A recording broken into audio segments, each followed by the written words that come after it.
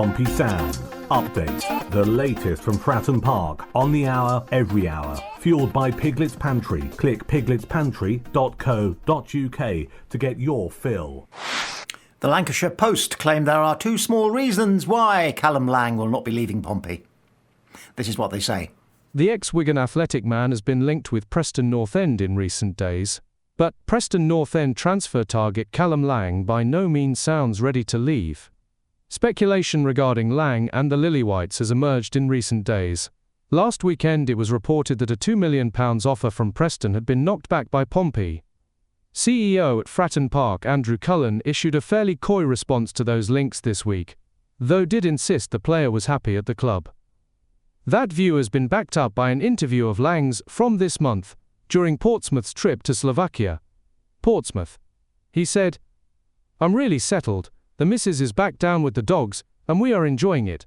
It's a nice little dog walk down Southsea, and we are always out for a coffee and food. We have 2 Frenchies. My missus is enjoying it, and I'm enjoying it down here. Hopefully I will be down here for a long time. There's a year left on my contract, so hopefully that can be something which gets started at some point. I do enjoy it down here. There have been no conversations about that yet, I'll just see how that goes. I'm enjoying it here, so I think the contract will be an easy conversation if it ever comes about. For now, I am just concentrating on my football. I'm enjoying it." Lang scored 10 goals in the Championship last season, and Pompey hold a 1-year option in his current deal, so could extend the forward stay until 2027. He joined in January 2024 and was hailed as outstanding by Blues boss John Missinho last year. North End are aiming to bolster their attacking options in the remainder of the transfer window, with funds available to spend. They have made 6 signings in total but, so far, struggled to build on the loan addition of frontman Daniel Jebbison.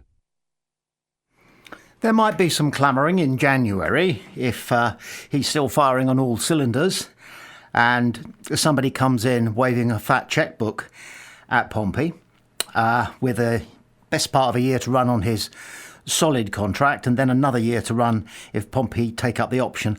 I've never been entirely clear on how these option things work. We hear it an awful lot, but does it mean that if the club want to keep the player they can? Fine. Does it mean that if the player has things in the option that gives him the voice to say, if he wants to, I want to leave? It's probably a bit of both. It's 6 of one and half a dozen of the other. A complicated business. I should guess all options are slightly unique, depending on the player and the club. But if there's still time left with Pompey for Callum Lang, and someone comes in January offering more than the 2 million that we believe has been offered by Preston, there will be voices amongst the crowd who will say that we should cash in, that with that kind of money we could buy somebody else, because so many football fans, and I think it's a bit silly, are just interested in new faces, you know. I don't know what it is. Is it the one-night stand syndrome, you know, the excitement of the grass being always greener on the other side, the exchanging glances with a stranger across a crowded room? I don't know, but they want new people. Even if, you know, we know that Callum Lang delivers, there are still some football fans who are more interested in somebody else, whoever it is. They're the sort of people, I'm going on one now, aren't I? They're the sort of people who don't watch television. They just scroll down. They're constantly looking for something else. They're not happy with Gone with the Wind or whatever it is they're watching. They want something else. And there is a concern, I think, that a club, maybe Preston again, if they don't get him this time round, and it doesn't look as though they will, not with him having 2 Frenchies that mean the world to him and his missus. Did I dream it, or did he just get married? Was it him on his stag night at Las Vegas and a couple of other Pompey players during this most recent summer break? I don't know, because we try to steer clear of players' private lives on Pompey Sound. However, he brought it up, so we can discuss it within limits and in a positive way. His missus is obviously a good influence on him because he says she likes it, and that's down here, and that's important to him, but this little reason, 2 reasons why they doubly love it down here is because there are some lovely dog walks around Southsea. True, correct. And he's got 2 little Frenchies. One day we'll run a little talking point on what dogs you think Pompey players have. It's a bit Alan Partridgey, but it might last for a minute or so, keep us all amused. I'm going to go no further than our number 1, Nicholas Schmidt. He's got what we used to call an Alsatian. We now call them German Shepherds, hasn't he? Can you not see that? Marlon Pack has been talking to Neil Allen of The News about his role for Pompey next season. It's bullish words. To get the whole piece, you need to go to the News website. But this is what Marlon Pack has to say about himself and his immediate future at Portsmouth. My ability as a 6 has changed from when I was 25 to what I am now. It is a little less, maybe that little spark and power and yard, but I never had that pace, so that doesn't concern me. I'm just as fit now. My reading of the game is definitely a lot more vast now, so I've always felt I could play to a decent standard. Players are much fitter these days, they look after themselves. It's natural to mention age, especially in football. It is what it is, especially with recruitment models and transfer policies. But there's also room for experienced players. You can't have it both ways. Selection depends on the team philosophy, style of play, opposition. There are so many variables, but the one thing I have taken care of is my physical condition. I want to make sure it definitely isn't a reason why I wouldn't play when age becomes a factor. I make sure I'm just as fit as all these younger lads. At times last year I obviously played out of position. Freddie was brought in and was outstanding. Isaac Hayden came in and impacted the team. But I still want to play. I'm a professional, I'm a sportsman, and I'm a competitor. Would I be disappointed not to play? Yes. But there's a big picture, and for me I can get my head around it. I have always been a team player. If the team wins, Pompey win, I win. My outlook is a little different. Yeah, he's a rock, isn't he? He's a brick, Marlon Pack. He is Portsmouth to the marrow. He is our kind of player. To the marrow. He plays the way we would like to play if we'd been able to play football. Anything like him. And he's got the mentality as well. He is a leader, and he clearly has a good tactical nous, a good managerial brain. He will be a manager one day. He will be a good manager too.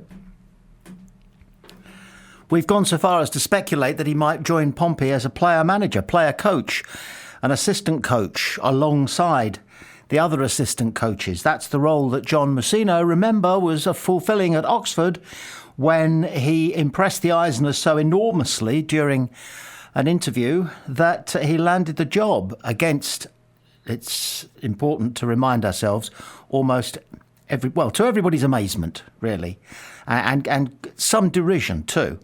And I hope they're still in hiding, the people who went public on that. Like they know him better than the Eisners. Come on. Anyway, back to Marlon Pack. He says that speed was never a big part of his game, and I don't recall him what he looked like as a player when he was in his early 20s, but I can imagine that that's the case. He didn't go flying up and down the wing, did he? He was that rock, that centrepiece, that linchpin is a good word for it, in midfield.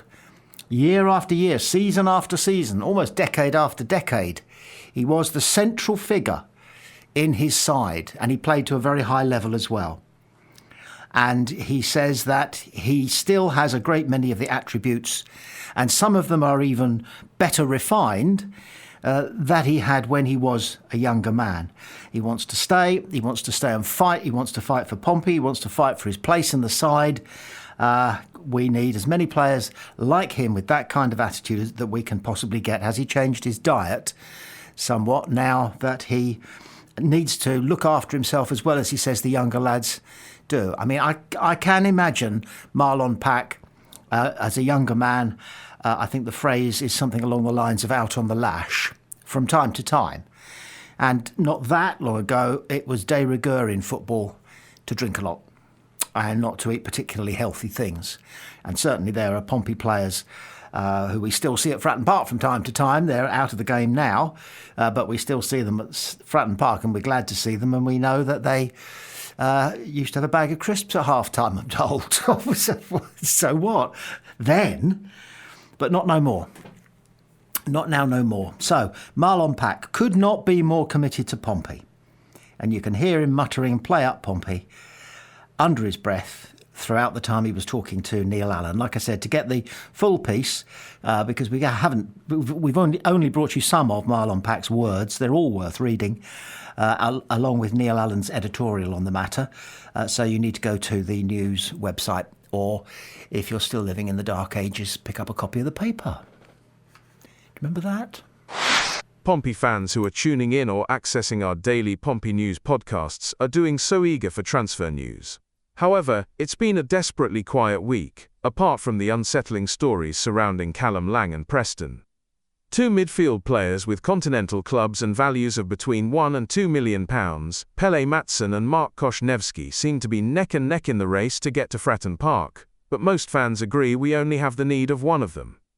Up at Reading, 26-year-old Nibs is a possible purchase, but fans are still holding out hope against hope that there might be some wiggle room from Hull with Abu Kamara. Coupled with these frustrations is the disappointment of Pompey's third friendly of the close season having to be played behind closed doors at the training ground due to adverse weather in Crawley. Pompey Sound has scoured the websites, official and unofficial, of all the clubs that Pompey are rumoured to be talking to, and have found not a single mention of any conversations with Pompey. But rest assured we'll keep beavering away, and if it happens, that is to say if anything happens, we will try to get it to you first.